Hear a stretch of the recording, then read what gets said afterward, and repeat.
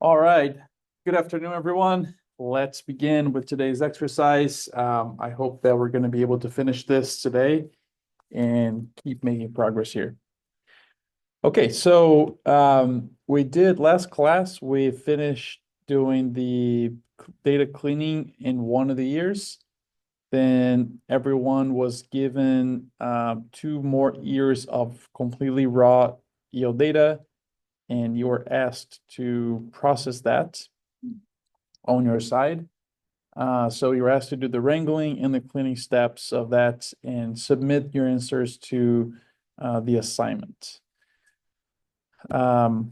So one thing here next is my intention with that assignment was, of course, for you to apply what you learned on a new set or 2 new sets of files, but also because we're going to need those files or the output of that assignment, the clean version of yield 19 and 20 next class or next assignment actually, which, even though to me you only submitted this statistical summary, which is what I asked, so you did it right. You did it right. But on your side, you should have created those layers as well, so we can continue working with them in the next exercise. So for today, before the class, I just pushed a new partial script to GitHub. So I asked that you download the latest version of GitHub and then copy the last script on the 03 class code into the code folder of your 07 yield monitor exercise. On my side here, I'm going to go on my folder for the class 07 yield monitor. I have already pasted that script there. So it's the 0218 EL17 interpolation partial. That's what we're going to be using today. So please go ahead and move that script from GitHub to your code folder of the 007 yield monitor project. Once you do that, we want to launch our RStudio window always by clicking on the RProj icon. Do not just double click on a script. That will take you to the wrong path. So let's just open it, launch it through the 07 yield monitor.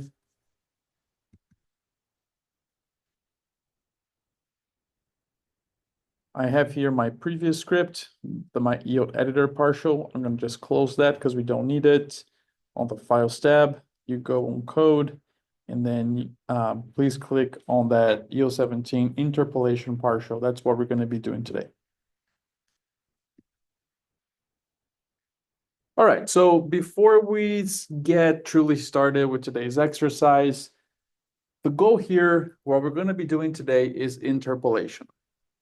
So basically, the reason why we're doing that here is I hope you remember and notice as you were going through it, that when we did, well, even before doing the cleaning, that yield monitor raw data is a point data, right? Meaning that if you zoom in enough, there's going to be a gap between the points. Even more so after we cleaned it, because now we removed some of the data points that we deemed were erroneous, and now there are even more gaps on that yield data file. So we need to basically fill in those gaps. Our goal here is going to be to have a continuous layer of data. So no gaps, no spacing between 2 points. In fact, there will not be points anymore after we do interpolation. But with the goal of creating a continuous layer. And you may ask, well, why do we want to do that? Like, what is the reason for that? As we are starting to develop more layers of information, geospatial layers of information that were collected with different equipment that had a different frequency of data collection, there are going to be mismatches in space, right? So let's say that our next exercise is going to be, I believe, is going to be the soil electroconductivity, which is also a point shape file, very similar to the EEL one, but it's going to have less points and it's just going to have a different format of how the points are distributed in the field if we compare to yield. With that, you would not expect that everywhere you have a yield point, you have exactly in the same place a soil EC point, or even any other layer. Could be a soil test layer, could be elevation, the slope, really anything that's geospatial. We cannot just wish that they would be completely overlapping each other and therefore could be used. Because of that, because there is this mismatch between where different data layers are in relation to our field, we need to have them all in a continuous layer, in a raster continuous layer that is interpolated from the original data points or point shape files that have gaps between them. So that's really our goal starting today, is going to be to start bringing all these layers that we're using to a same common grid size and grid cell size and do interpolation on that grid. That's our goal today. More specifically here, if we look at our script, today we're going to learn about why interpolation is needed and useful. I guess I just told you a little bit about it, but that's the idea for the entire exercise. We're going to explore one type of interpolation analysis, which is the inverse distance weighted, or IDW. This is one of the simplest interpolation methods there is out there, and that's the one we're going to be exploring in this class. Then we're going to perform inverse distance weighted interpolation on our yield data sets, and then finally extract the interpolated yield database on a grid and save to file, so we can bring it again in a future exercise. All right, so I left you here, I think, everything you need on this first chunk. I do not remember if you have these packages already or not. And in fact, I don't even see kubeliar here. So maybe what I would do is just have your cursor on the first line, push Command Return or Control Enter on Max, line by line, and see if it runs. Like I got a message, but it's not an error, so it ran. If it goes through, then it means you already had the package, you don't have to install it.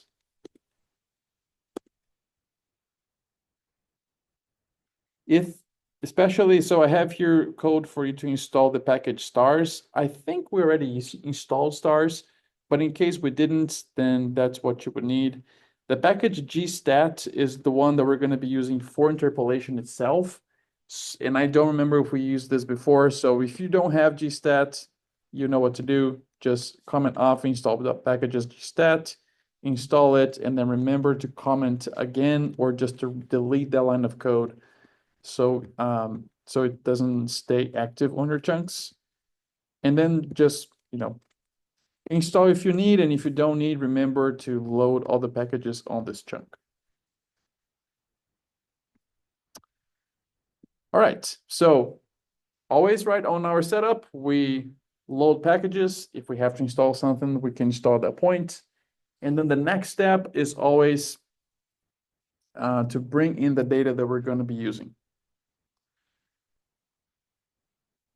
So if I was telling you that we need to bring the data, in this case, here is the yield 17 data, wrangled and clean version that we did in class, not the ones you did on your assignments. So to bring in that data, what would you do here? If this was your script and I was telling you, hey, import this data set. If somebody can help me to tell me maybe first the function and then the path to that file. You can use read underscore CSV bracket, double quotation, double dots, slash to data, and then to the yield clean. Okay, so Amandeep here, Nathan said read CSV, Polycarp and Tifton said, oh, I'm sorry, Amandeep said read SF, Polycarp said read CSV. Which one is it? Can the third person help me out here? I think SF, because the clean version is an SF file, is a JSON file. Yes, that's right. Was that Marco? Yes. Yes, thanks, Marco. Absolutely. So that's the way we want to go here. Because yeah, as Marco said, the latest version that we exported was a GeoJSON file. So we need read SF. So let's go start with the code here, read underscore SF. As Polly was saying, we need to get outside of the code folder. So // if you hit tab and you go in your data folder, hit tab again, you have a few things there. So we have that raw CSV, Polly. So the CSV is there. It's just not the one we want at this point.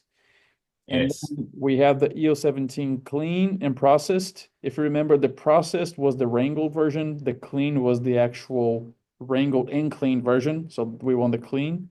And then you should also have the 19 and 20 through your assignment 5, although in class we're not going to be touching them. So let's bring in the EO17 clean GeoJSON. That's what we need here.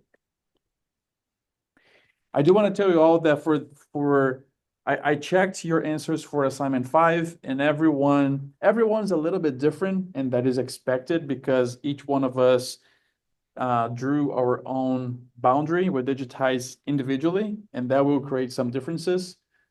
But overall, everyone was in the ballpark of what would be expected for the summary of yield 19 and 20. Just want to let everyone know, because sometimes in past semesters, I had maybe a student that had a very different summary, which means probably something happened on their side. So then I would follow up with that student and check what happened and help them out.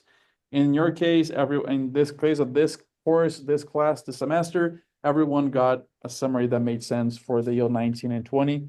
So what you all did on your side was correct. All right, so for EO17C, so EO17C for meaning that clean version, on my side at least, I have about 26,500 observations and then 7 columns. Those are the ones for speed, yield in 2 different units. And then, well, I have this X leaflet ID, which is really not useful for us. Feature type, also not very useful for us, and then geometry. Although, no, okay, it is point. Yeah, I was just looking at this column saying it's a polygon, and I was thinking this should not be a polygon. But if you go here on the first pane, it is a geometry type point. So nothing to worry there, at least for me to worry about it. Okay, let's check the summary. As always, so remember this is the version that has been wrangled and cleaned, and so our summaries here should be tighter, right? They should be more realistic of what you would expect. I also want to bring our boundary, and we're gonna need this boundary in a second here. You're gonna see why. So let's import the boundary. This is, again, is gonna be on a different project. But let me ask someone else. Kiathi, what is the function we need here to import this boundary? Read SF. Yes, read us up, right? Yeah. And then, so here we're gonna have to navigate. We're gonna have to navigate a little bit more to get to our boundary. So we need to get outside of code. We need to get outside of 07 new monitor. We need to go inside 05 digitizing. We need to go inside output. And then finally boundary.geojson. That's, at least that's the path on my side. I would imagine you have something similar on your side as well.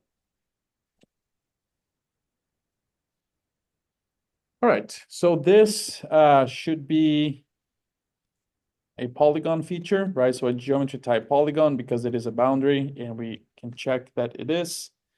Also something else, I guess, if I just go back up here to my yield C print, I forgot to bring up that, so EO17C is already a projected CRS, which is what we want because we're going to be doing interpolation, which is a distance-based function here, or operation in GIS. Our boundary, however, is not. It is still in WGS 84. So let's change it to a projected CRS. And I want to do that right here. So right after read SF, just add the pipe. And we're going to ask for that function that we used to change the CRS. Can somebody in Tifton that has not helped me remind me what is the function I'm looking for here? ST transform. Yes, thanks, Benedetta. ST transform, right? So ST transform we use when the layer already has a CRS, but we want to change it to something else. So here we're going to say CRS equals to 6345. This is the value that we've been using for zone, let's see, zone 16 north UTM in our case here for this field. All right, so we brought in our clean data, wrangled and clean data, yield data, and then our boundary as well. So I want to show you here a little bit of why do we need interpolation, even though we already talked about it. But if you just run this piece of code here, I believe it's already completely filled for you, so you don't have to worry much. Okay, so even without zooming in, I mean, if we were to zoom in with map view, you would see eventually the spacing between points. But even here on this static ggplot, you can really see there are some gaps, right? And those gaps are, well, those specific gaps are mostly because of data that we deleted, that we removed, that we cleaned this data set. So you see some gaps there, some there along the gullies of this field. And you see also around the boundary, because we use a negative buffer as one of our filters, right? However, let's say that this grower wants to utilize yield data to determine yield potential of his different parts of his field, and then to use that to apply something at a variable rate. So let's say nitrogen, for example. We need to provide that grower with a continuous layer, right? They cannot have gaps. And again, this layer is a points layer, so that is a problem. And also there are gaps that we clearly see there. So we need to fill in those gaps. We need to fill in the gaps, both gaps that we created by removing points, but also gaps that are going to be there eventually. As you zoom in, you start seeing the distance between 2 points. It's not a continuous data layer, at least not yet. So we need to address that. We use interpolation methods. There are many different types of interpolation methods. These days, there's some that are very rigorously based on geostatistics, like kriging, for example. We're not going to be talking about kriging here. I'm not going to be showing how to do kriging, but if you're interested, you just do a Google how to do kriging in R. It's very similar, or there's a lot of similarities with what we're going to be doing today, although there are some extra steps as well.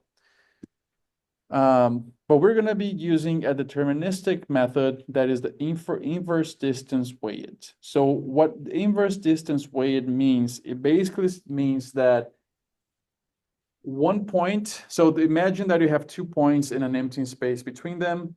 The predicted value of that cell between them is going to be dependent on the points near that empty space. And points that are near are going to have a larger influence on that unknown location. As points start getting farther away from that unknown location, they lose their weight on how much they impact the predicted value of the unknown place.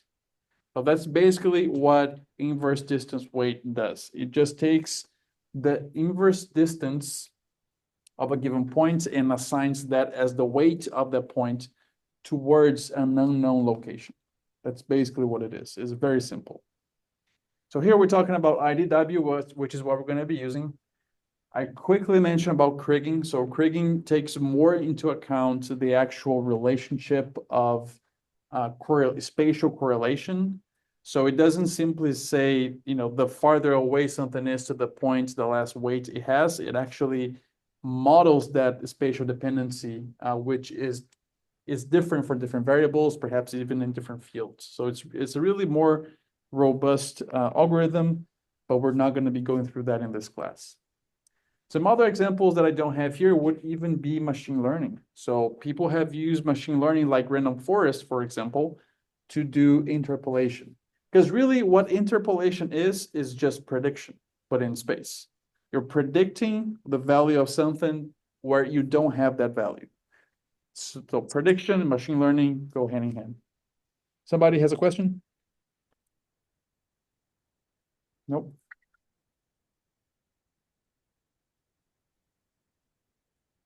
All right.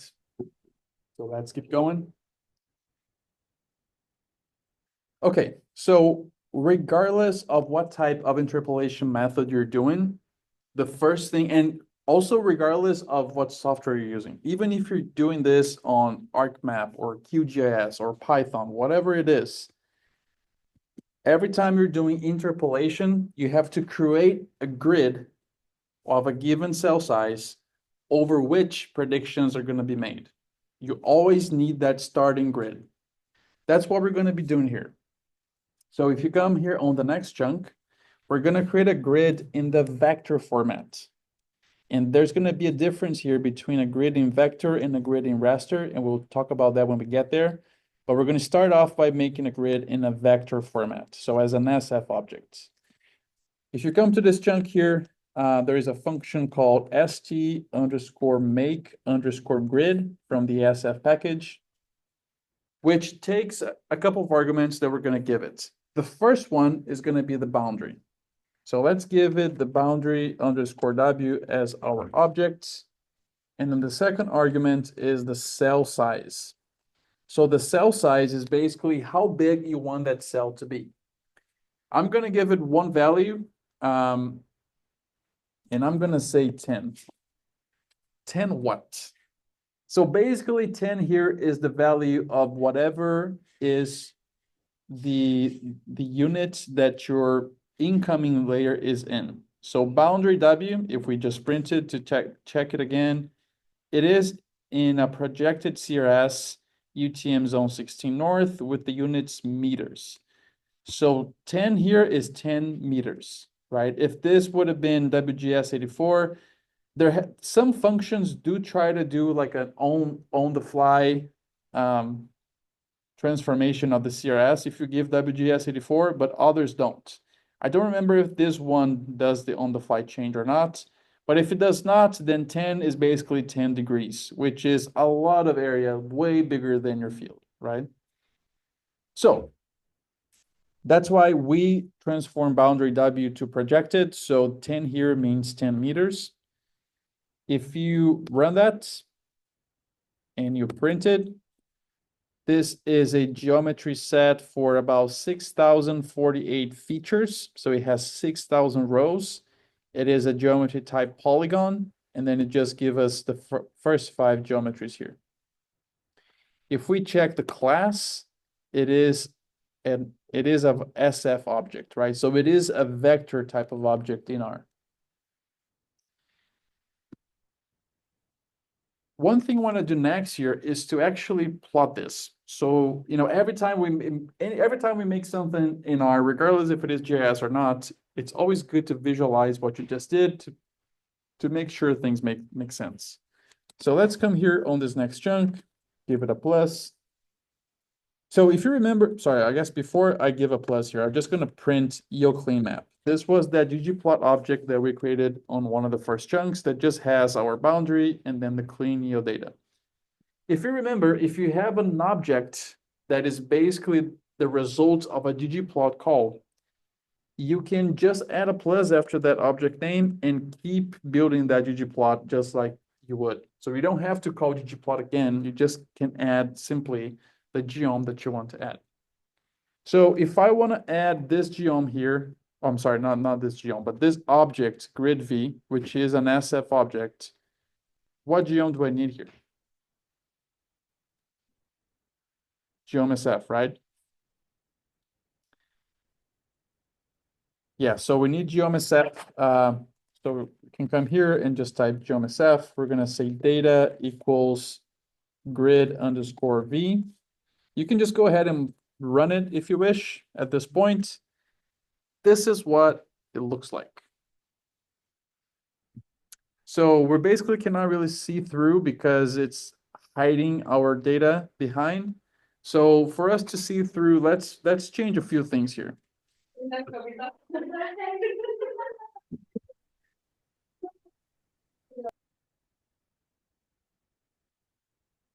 All right, I don't think that was a question, so I'm just gonna keep moving. But one way to be able to, I mean, there's a few different ways we could change this, but one of them is to change transparency. If you remember, transparency is through alpha, so we can do alpha equals 0.5 just to have it 50% transparent. So now we can start seeing through. I also want to say, I don't know if it has a fill or not. Let me try to do fill equals NA and see if that helps us further. Yeah, so I think he had a fill. Now we can see it through a little bit better. And then I want to change the size of the outline of these cells, which is going to be size equals 0.1. All right.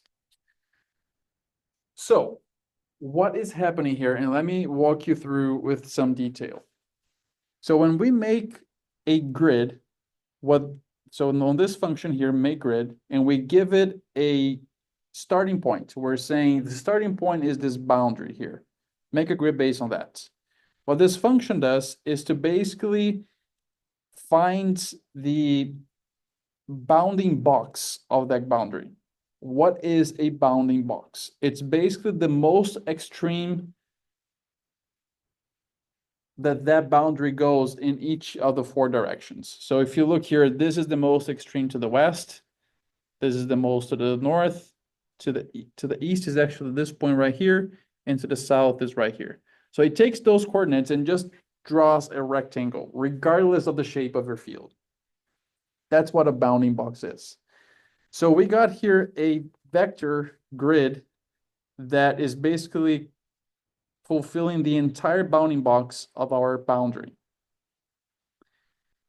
Something that's interesting to note, and I know we talked about this a few times in the past, and I do want to bring this up again, is right now our grid is in vector format, meaning that even though it looks like a raster because it looks like cells, and they are cells, but really they're not simply cells like you would have on an image, like on a satellite imagery or a drone imagery. They're actually little polygons. Each one of these polygons that we're seeing as cells is actually a very tiny polygon, which is what it makes a vector file or a vector object. If this were a raster, then we would still be able to see the same thing as far as it looks like you have all these cells, but then the cells would truly be raster cells, which if you remember, raster cells are only going to have one value associated with them most of the time. Whereas with a vector, you can have many values associated with the same cell in an attribute table or a data table like we've been having here.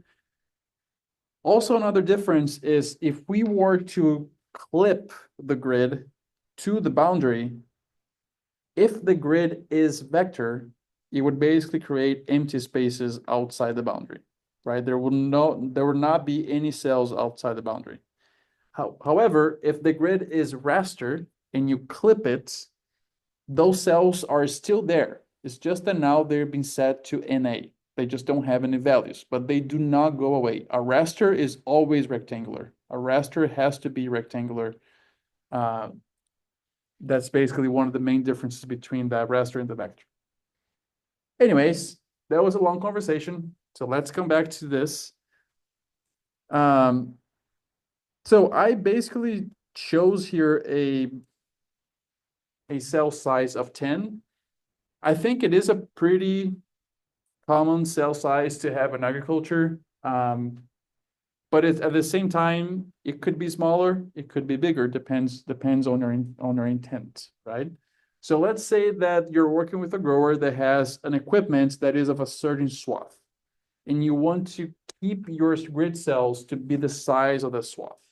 You could change that here, right? So you just come here and change the value of that cell to whatever it is. Now, let me ask you all this for you to think for a quick moment. Let's say that I'm working with this grower and she looks at this map and she says, yeah, I mean, 10 meters would work, but really, I think that is too detailed. I would like for this to be a little bit coarser. what value would you change your cell size to? Just whatever value, it doesn't have to be, there's no right answer here. So what would you change to? Let me ask Luke. You could just increase it until, they were happy with what you had. Maybe just, increments of 5 meters or something, like start with 15 and see what Okay. it looks. So let's try that and see what happens. So if we change to 15, we just run it and we print it. Now it's a little bit coarser. I don't know if you're all able to notice that, but we have fewer cells. Even if we just print grid V, now we have almost 3,000 rather than 6,000 as we had before. What if I make this 50?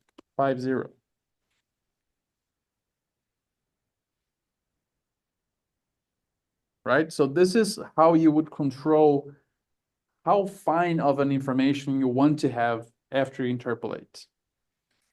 The grid size for interpolation, there is a lot of conversation around it because, so for our case, our EO data is so frequent. We have so much EO data that really we can use whatever grid size we want. We're really, I mean, of course, given the other constraints of equipment swath and perhaps other things, but we're not really limited on the downside of it. But now imagine if instead of interpolating yield, if you were interpolating soil data, that maybe you had for this entire field, let's say you had 30 points. Now, if you have 30 points, then the grid size starts making more difference. Because right now on our yield data, we have what? I don't even remember, like 29,000 points, right? Imagine having only 30. You would be really limited. So if you have very fewer points of whatever you're trying to interpolate, having a very small grid size does not make a lot of sense because you're just creating a lot of noise of predicting values that the nearest points are so far apart to predict that unknown value just does not make a lot of sense. But anyways, I just want to come back here to our 10 meter size grid. I just wanted to have a quick conversation around grid size.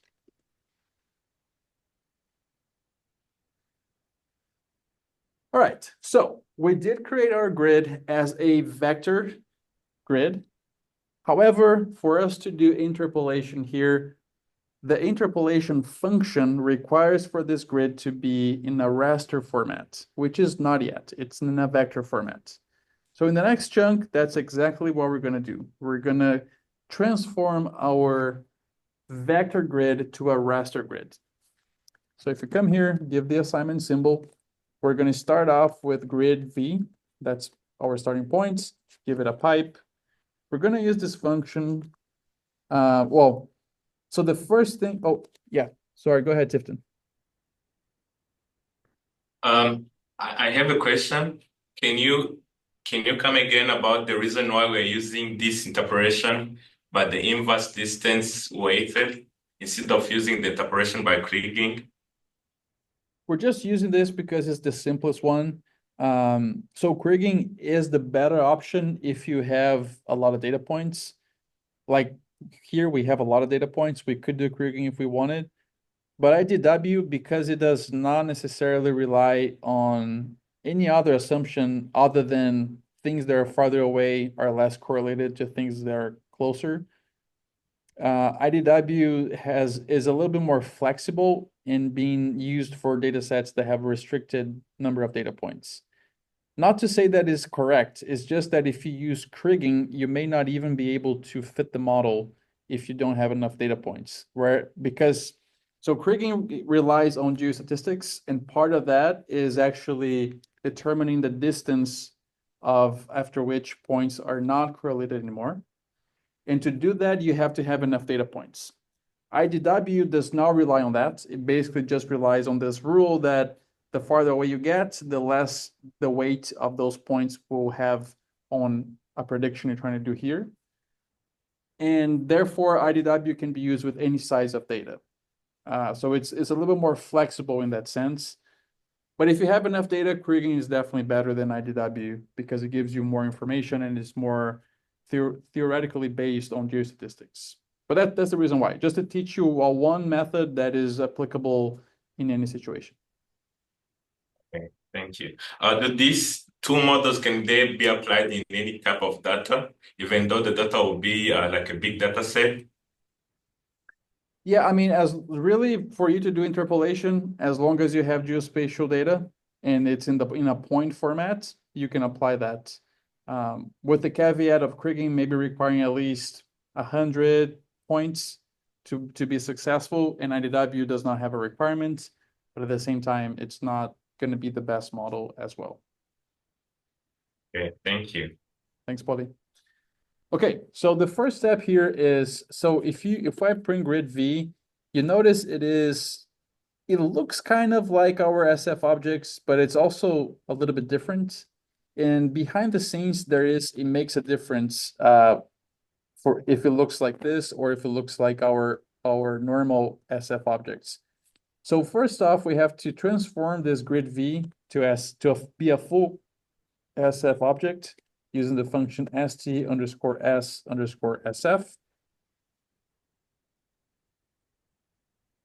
So it changes just a little bit. Like for what we see is really no change, but behind the scenes, it's enough of a change that is required for us to transform this from vector to raster. So now the next step here is going to be to use a function called st_rasterize. This is the function that basically does that transformation. And it has a couple of arguments that we want to change. One of them is dx for distance on the x-axis. I want to change this to 10. And the other one is dy. Same thing, distance on the y-axis, I want to change it to 10 as well. If you run this, if you print it now, you're going to see that it is a stars object. So now it is an actual raster object. And then the value here, ID, is just the ID of the cell. It's really no data. This ID is not an actual data on this raster yet. And then if you remember, stars, they do print a little bit differently. So they have this way of showing that first panel, and the second panel is not the data set actually, is just telling us what's the resolution on the delta, what are the dimensions, X and Y, and what's the reference system here as well. If we check for the class of grid R, it is of stars. So remember that grid V was SF, grid R is stars because of the rasterize. Now what I want to do as well is plot. I want to see to make sure that it made sense to me what grid R looks like. So let's plot it alongside EOClean map. So EOClean map again is just that ggplot with boundary and yield. We're going to add a plus here, and what geom do we need here?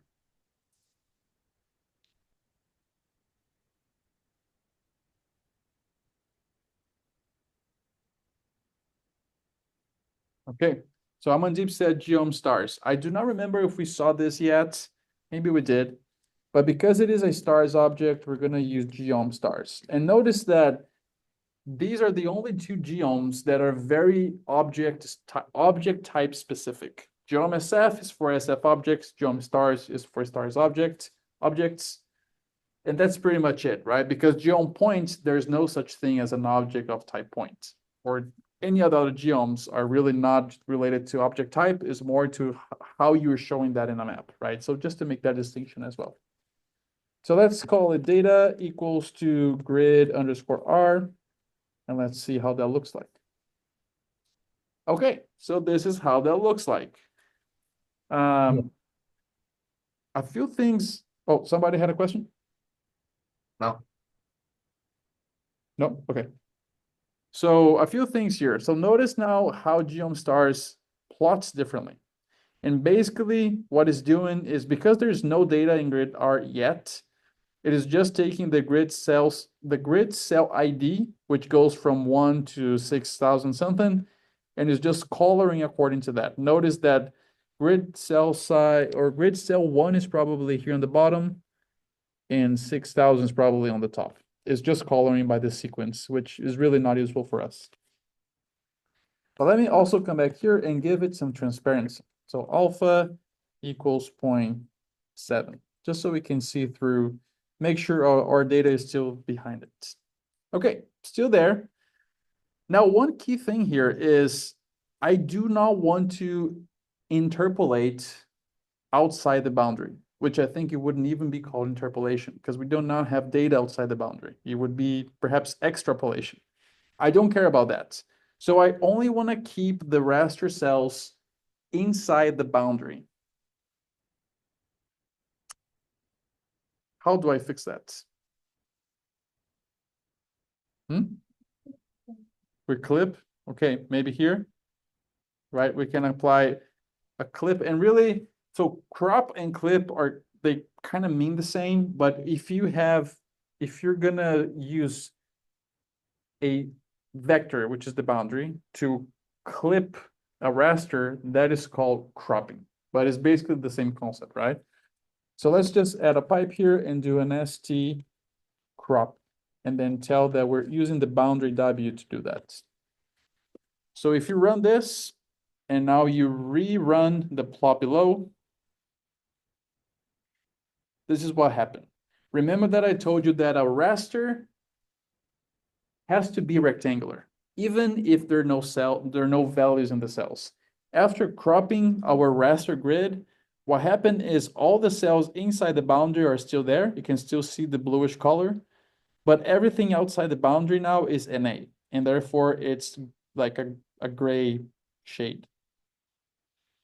But those cells are still there. They're just not active, if you want to think of it that way.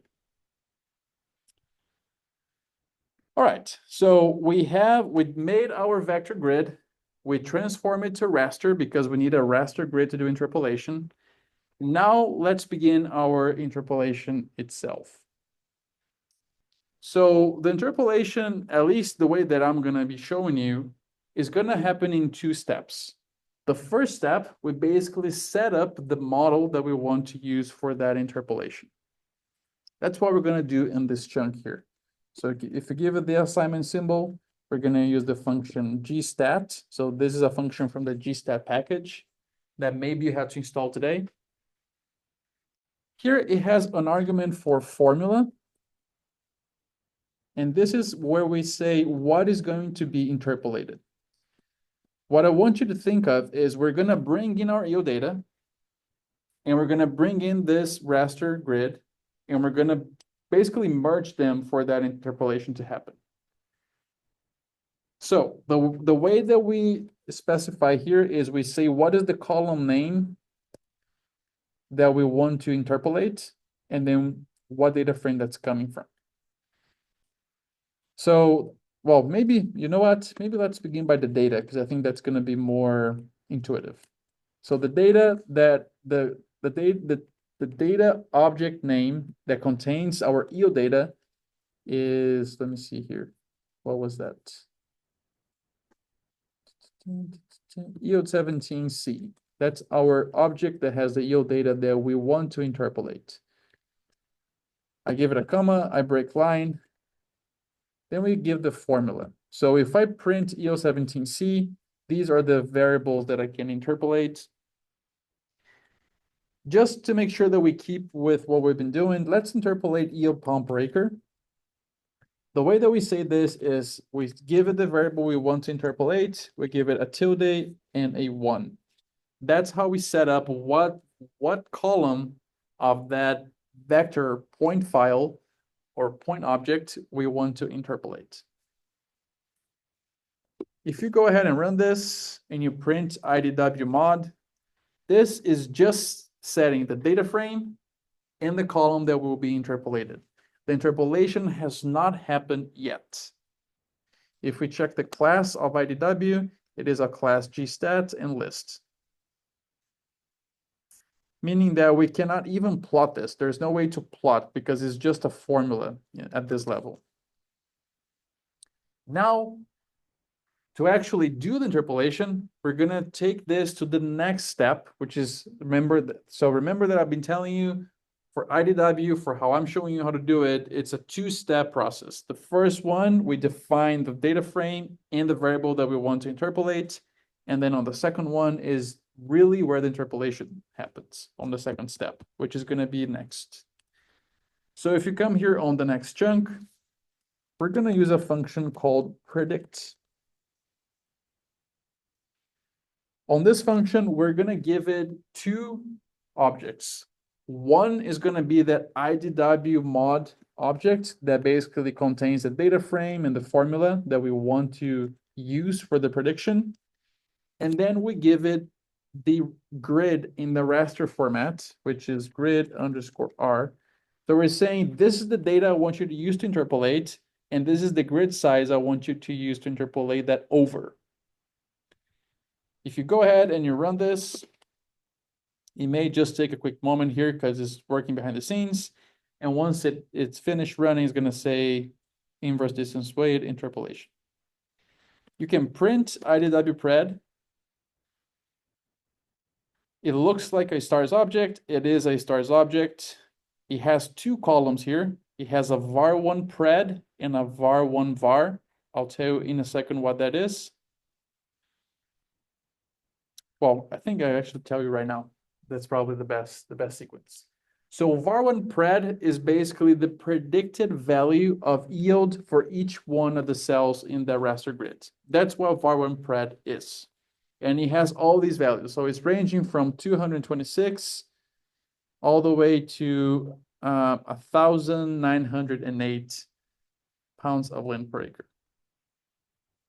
And it has all these NAs here. That's weird, right? Because we did not have NAs in our original, I mean, I don't think we had NAs in our yield data. Let me quickly check on that. Sorry, I'm going a little bit off script just to make sure that I check it, but summary of yield 17, yield pound per acre. Yeah, we have no NAs in yield data. So why in the world would we have 2,200 NAs in the interpolated object? Any guesses? Yes. So Amandeep here said maybe because of the empty cells here. That's exactly right. If you were to count, there's 2,200 cells outside of the boundary where we did not perform interpolation because we did not want it, right? So that's why now we have all those NAs because of those points outside the boundary. All right, so another thing to notice here on this stars object is it has this column here, var1 var. And it's basically all NAs. All cells have an NA here. Why is it, or why all of it is NA? And if it is all NA, why is that column even there? The reason for it is because if you were to run a kriging algorithm, one of the benefits of kriging is that it gives you a prediction of the average value of the cell that you're predicting, and also gives you a prediction of the variance of that cell. And in this case here, the function gstat can be used for IDW like we're using, and the same function can also be used for kriging. You just have to provide more information to it.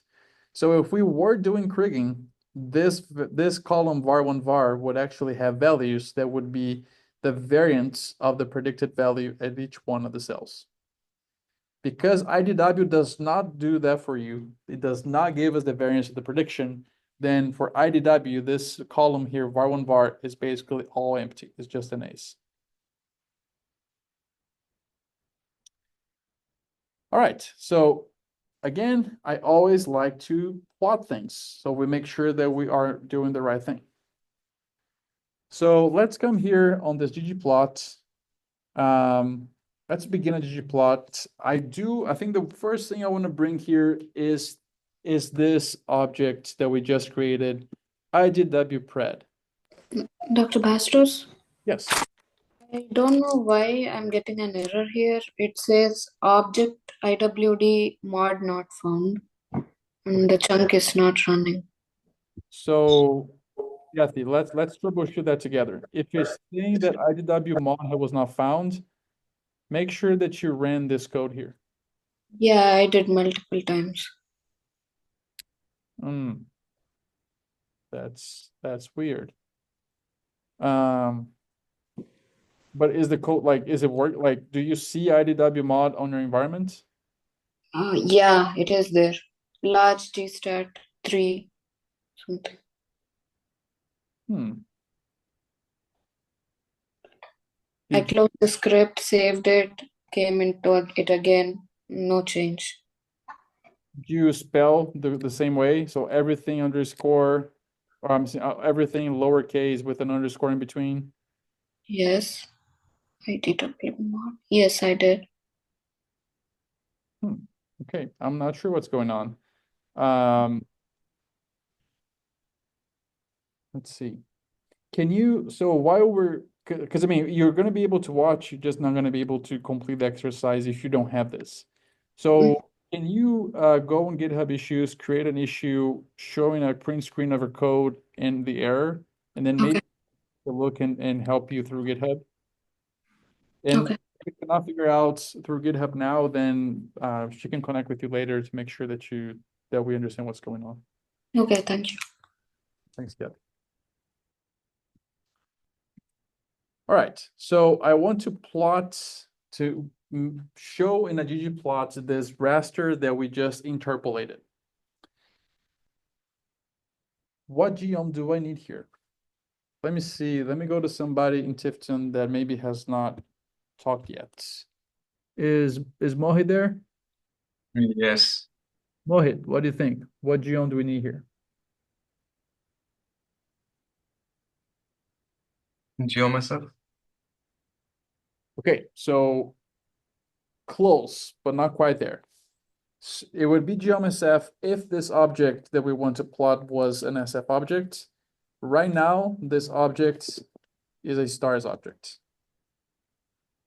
So this would actually be a geom_stars, right? So the reason why I ask you all this is because you're gonna face these, like, what now, what to do.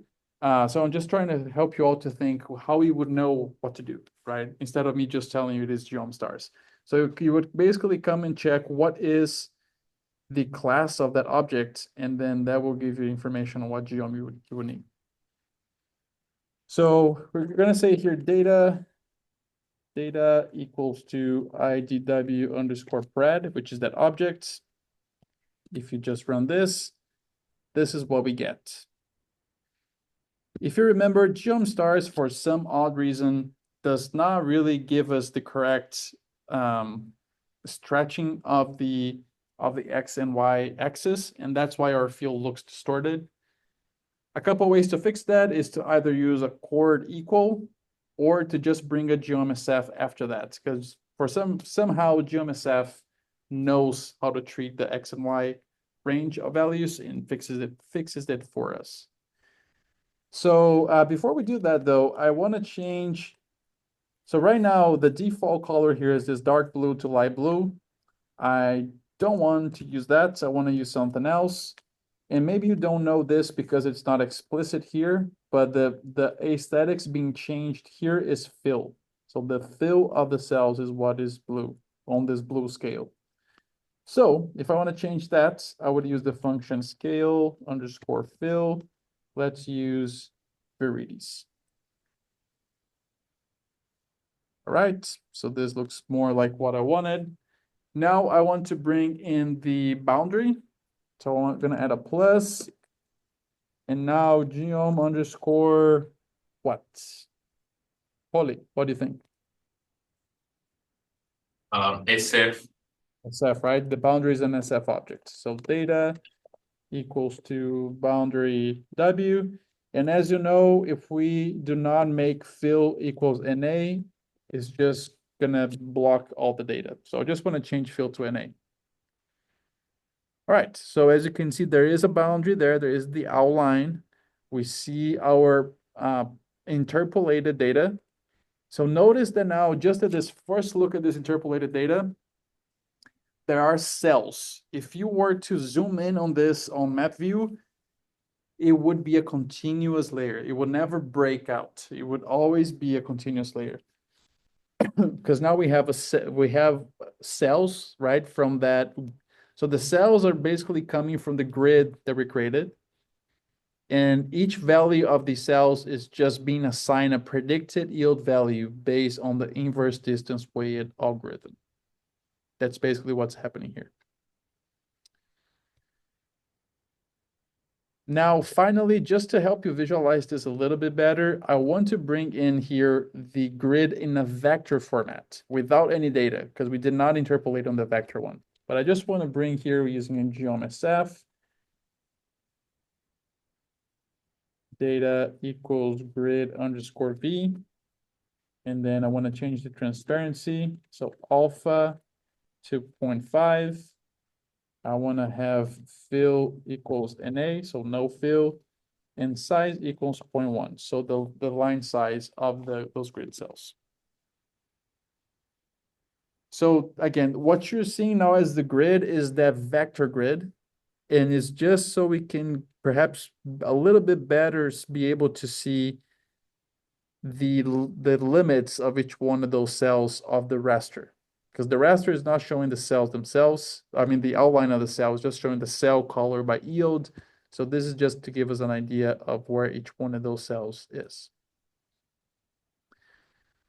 All right, so this is basically it. Which, if you've never done interpolation before, this is your first interpolation, you just did it. Now, one thing that perhaps is good for us to have a quick chat about is that some people may prefer to work with everything as raster. So even if they have, if they have point data, they transform that to raster. If they want to interpolate it, they turn it into raster, and everything is raster. That is one approach, and depending on what you're doing, may be the most efficient approach, computationally speaking. However, in this class, we're gonna do the opposite, which is basically once we do the interpolation and the interpolation product is a raster, I want to transform that back to vector.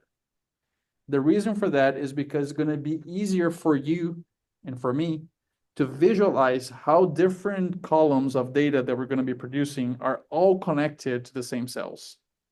With the raster, with the stars object, it's difficult to visualize that because there's no easy way to see the data frame behind it. But with the vector, there is. So because of that, even though our product here, IDW_pred, is a raster object, I want to transform this to vector so you can see better the correlate or the connections between all these different data types that we're going to be working with starting today. So basically, I'm calling that grid extraction, which is perhaps is not the best way of calling this, but I'm basically just want to transform that grid into a vector. So if you come here on the next chunk, you can just start coding with me. We're going to start off with IDW_pred. And just to remind you, IDW_pred is a stars object. It's a raster object. So give it a pipe. To transform a raster to a vector, we're going to use the function st_s_sf.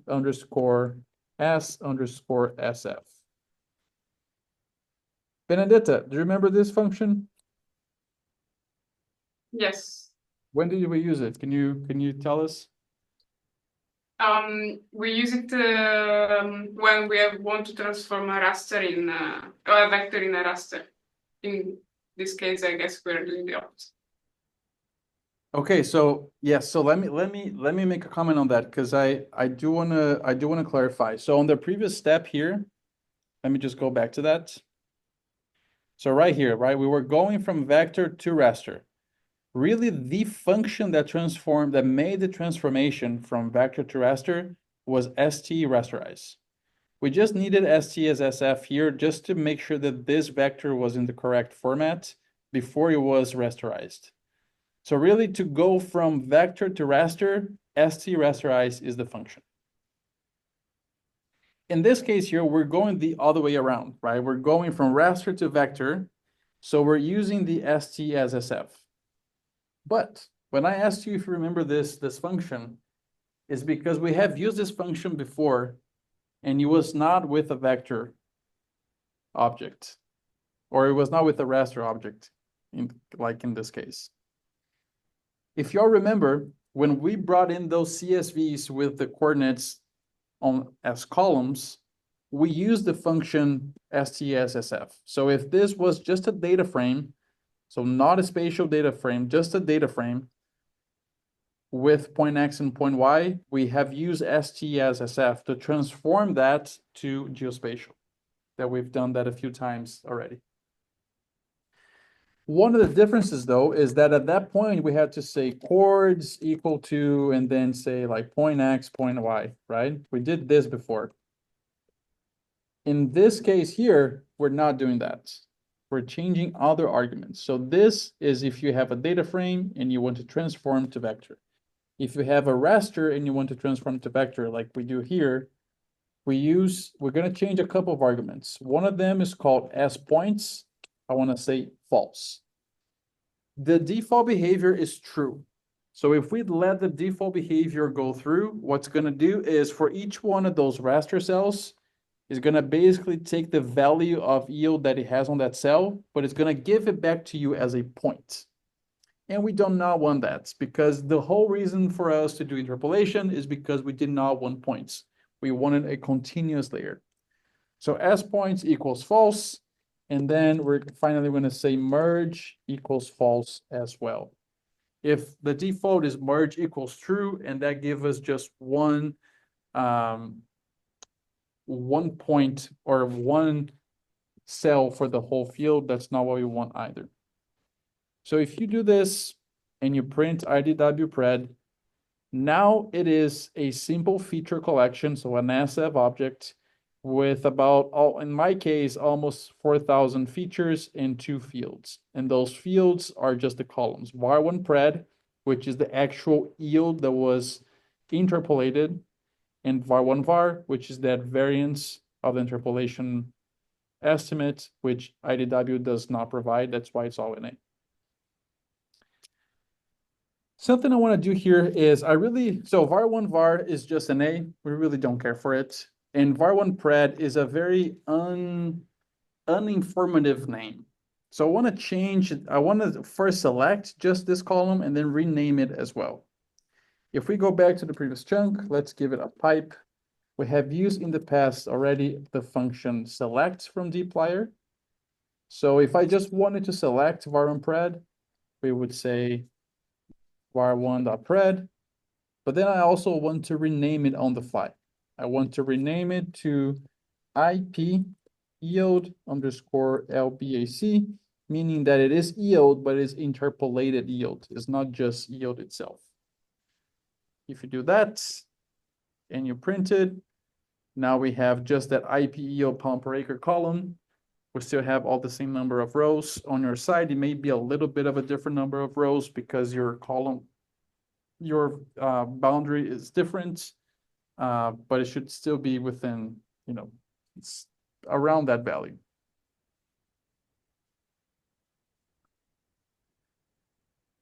All right, so we have a few more. Yes, go ahead. Dr. Bastos, can you scroll a little bit to see the code? Thank you.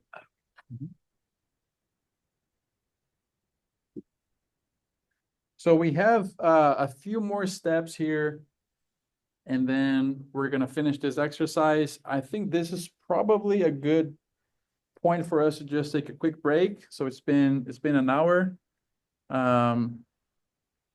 Yeah, so let's do that. Let's take a 5-minute break, and because today we're going till 4, right? So we have 30 minutes here to finish. So I'll give you a 5-minute break, and we'll come back. We'll make a couple plots. We'll export the file, and then I will introduce assignment 6 to you all. So let me put here on the clock 5-minute break, and then I'll see you at 3:30.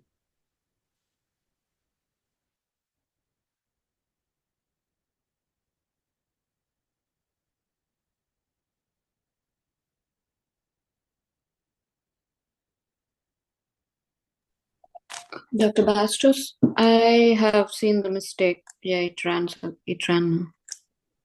Could you share with us what it was? I did IDW instead of IWD.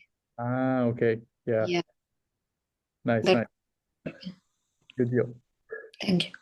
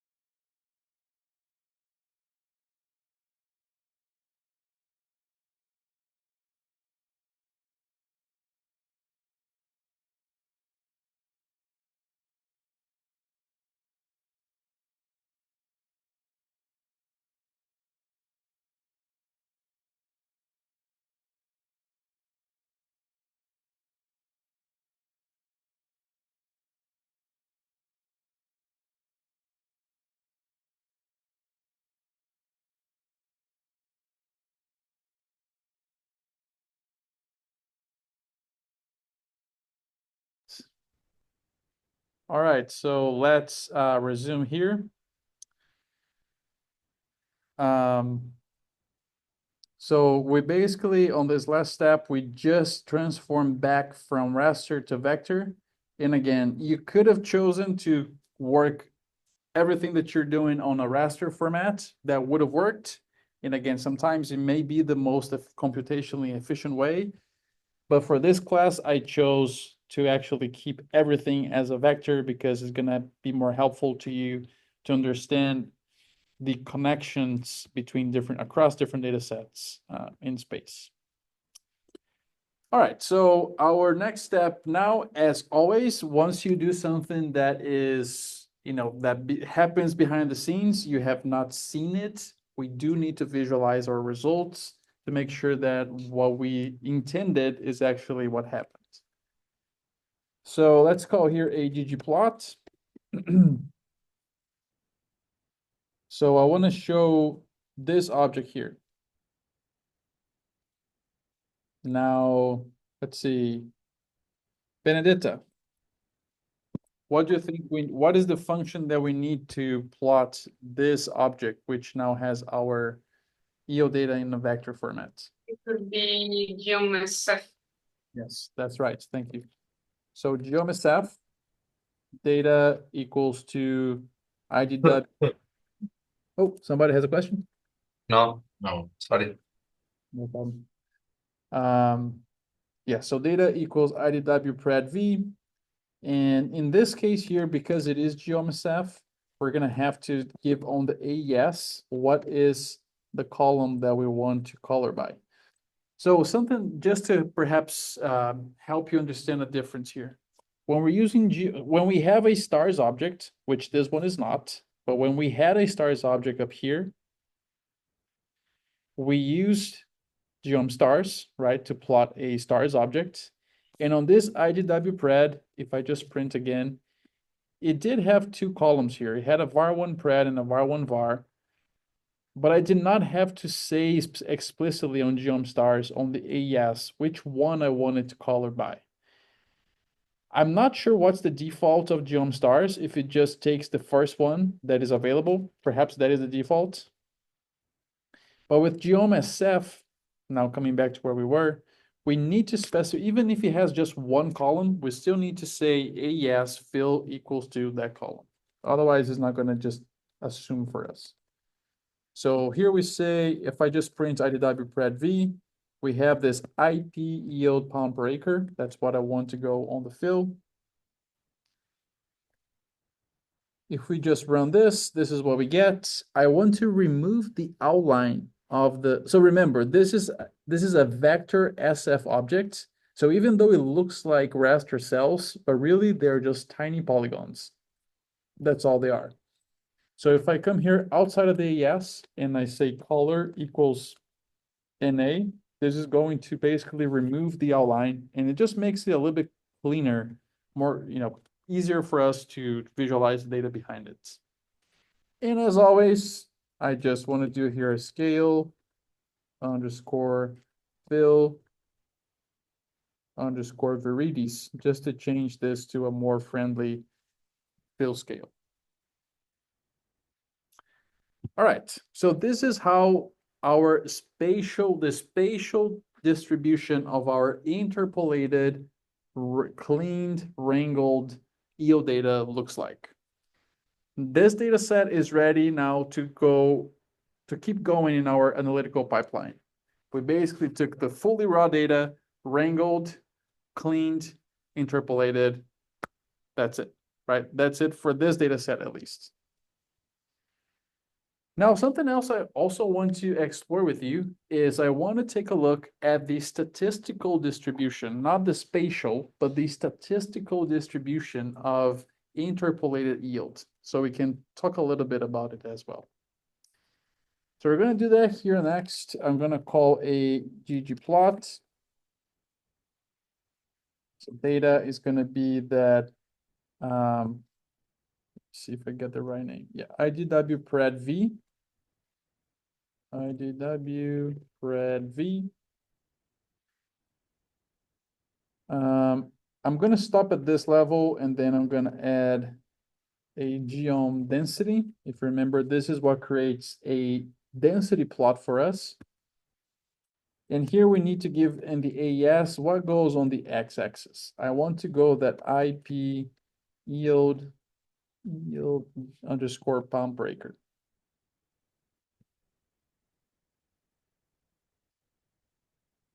So if we just run this is how the statistical distribution of the interpolated yield data looks like. You may not remember what the statistical distribution of the wrangle. So remember, we did wrangle, cleaning, interpolation. I'm showing you the statistical distribution of the interpolated yield value. What if we take one step back and look at the statistical distribution of the wrangled and clean data, which had not been interpolated yet, just for comparison's sake? Let's give a plus here. Let's add another geom density. That data is in a different data frame. So we need to specify that here. So data is going to be equals to, it was the yield 17 underscore C. That's the one that we first imported into this exercise. If I run this again, it has 26,000 rows. It was that point data before interpolation. Similarly here, we have to say a yes, X equals, in this case here, X needs to be equal to yield pound per acre, right? Because we do not have interpolated yield pound per acre in this data frame here, yield 17C.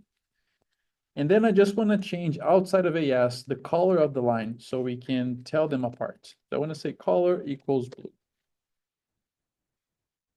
If you run that, this is what you see. So the black line is the statistical distribution of the interpolated data.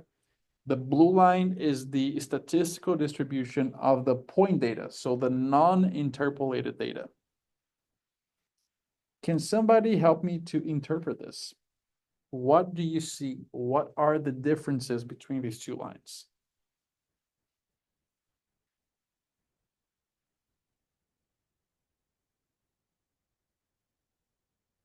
Luke, what do you think? Yeah. Sorry, it looks like the interpolated data has a much smaller standard deviation. Basically, the values have kind of clustered more toward where the peak is, whereas originally with the clean data, it's much more broad. It's, you know, you have more density at the ends. Perfect. That is exactly what I would say as well. The point that Luke just made, I want us all to just take a step here and understand what's going on.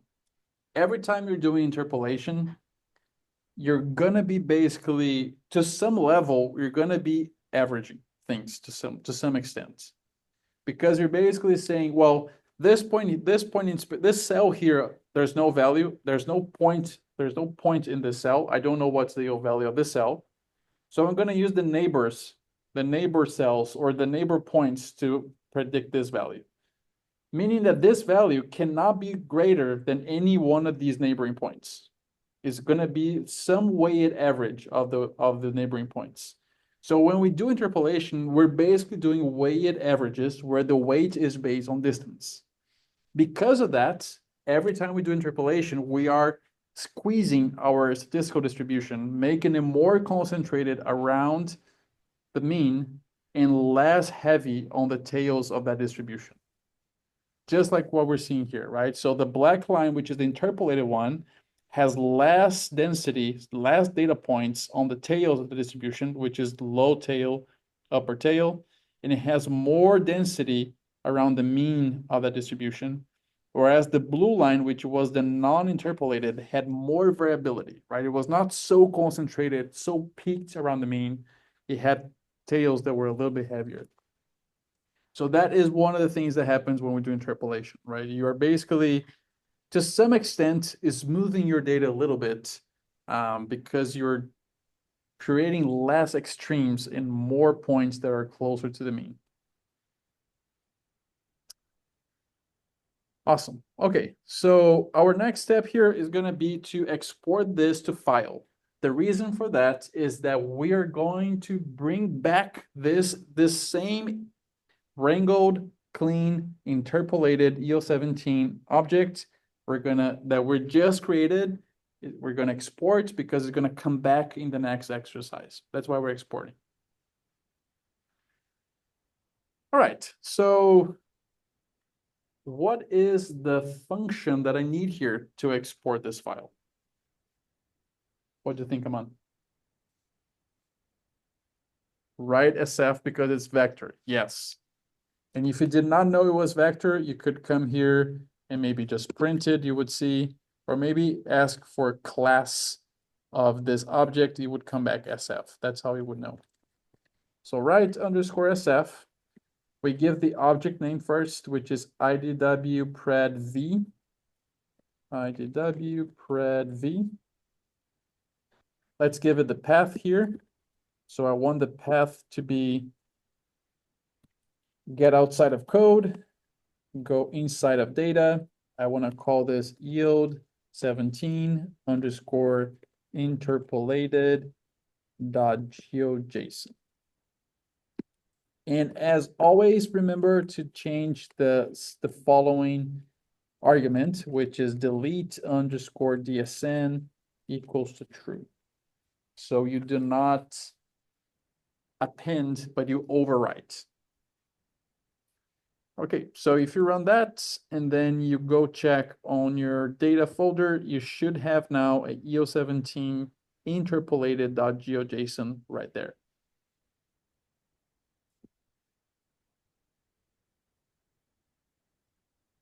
All right, so just a very quick recap of what we did today. We basically, before today, we had wrangled and cleaned the EO17 data. Today, we wanted to interpolate it. We wanted to have a continuous layer of yield data. So with that, we basically brought in the data set. We brought in the boundary as well. We used the boundary to create the grid, which initially was a vector object, an SF object. For us to do interpolation, we have to have a grid in raster format instead. So we transformed that vector grid to a raster grid using the rasterize function. Then we did IDW as our interpolation method, which in R happens in 2 stages. The first one, you set the formula in the data frame where the data is. The second one, you predict that formula over the grid as a raster, and that becomes your interpolated data in a raster format.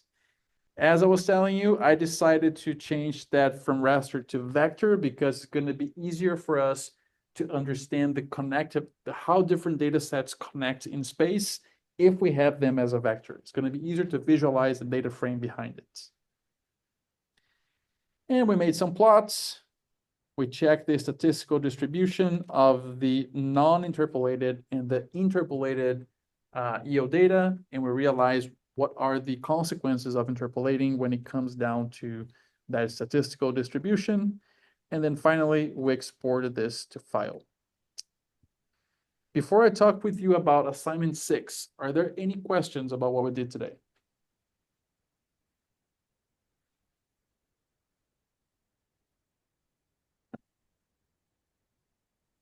All right, I don't hear anything, so let's talk about assignment 6. So I had a bad news and a good news for you about assignment 6.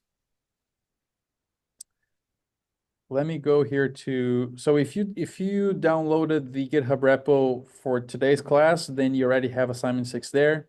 It is inside of 02 assignments. It's called assignment 6 yield interpolation. You may already be guessing what this is. It's basically, so the instructions are, as far as how you set things up, are very similar to assignment 5. So I basically want you to take this assignment 6 questions and move this to your 07 yield monitor code folder. so you can answer the questions. Again, I do not need you to send me GeoJSON files or figures or maps or plots. All I need from you is the answer to these two questions, which is what's the minimum, median, and max for the interpolated clean data from 2019 and the same for 2020. So basically what I'm asking you to do is to do exactly of what we did in class today, but for your clean versions of yield 19 and yield 20. Notice that I did not give you those layers. Those were layers that you created on your side once when you did assignment 5. So now you're basically gonna come to your yield 07 yield monitor project. What I would propose you do, and maybe this is something that you already did for the previous exercise or previous assignment, was you can come on your code folder. Let me just come in here. You can basically take this script that we use for yield 17. You can just copy that and paste 2 times. One for yield 19, one for yield 20, and then edit each one of those accordingly, making sure you bring in the correct clean yield data from the specific year that you're doing in that script, and that you go through everything and that you export. In the end, you have to have exported the interpolated version of the yield 17, I'm sorry, yield 19 and yield 20, starting with the clean version, ending with the interpolated version at the end. You have to create those layers on your side. And then all I want from you is just a summary of those layers that you're creating, a summary of the interpolated clean 2019 and 2020 yield data. That's all I need.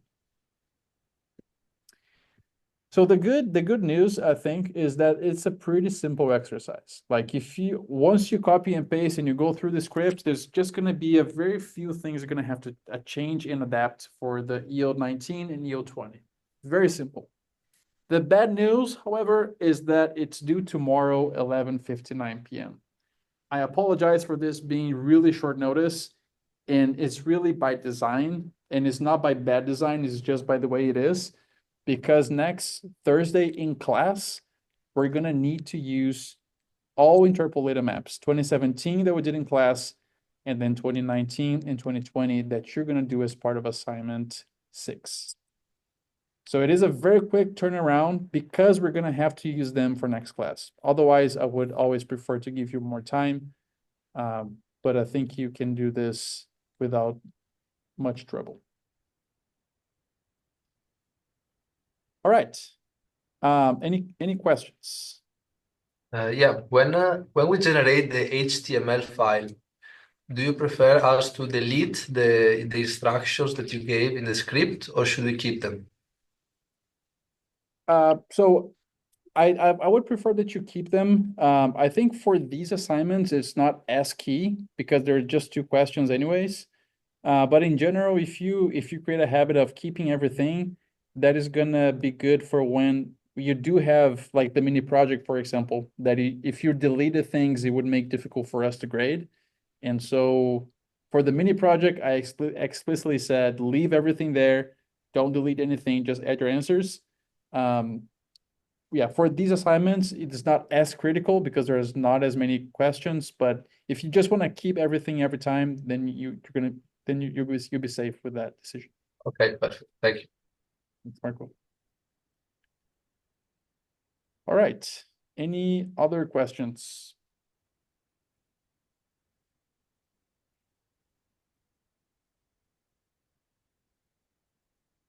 Okay. So I think that's all that we have for today. So next class, the exercise is going to be bringing into a new script all of these wrangled, clean, interpolated yield files for 3 years, 2017, 2019, and 2020. And then we're going to do some spatial temporal yield analysis, which I think is really cool. So that's what's coming up next. And again, remember to complete your assignment 6, because if you don't, then I'm also not providing you with that data. It's something that has to come from your side. So make sure you do it so you have what you need for next class. And with that, let me get our attendance.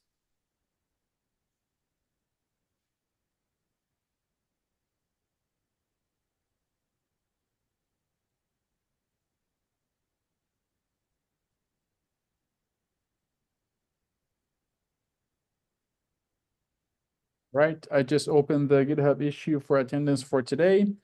Make sure you claim your attendance. And I'm gonna stick around until 4, but if you claim your attendance and you don't have any more questions, then you are dismissed. Oh, also, I think I forgot to tell you, I guess I told you last class, but I just want to say again, we have our midterm on the 27th. I believe that's next Thursday. Yeah, so a little bit over a week from today.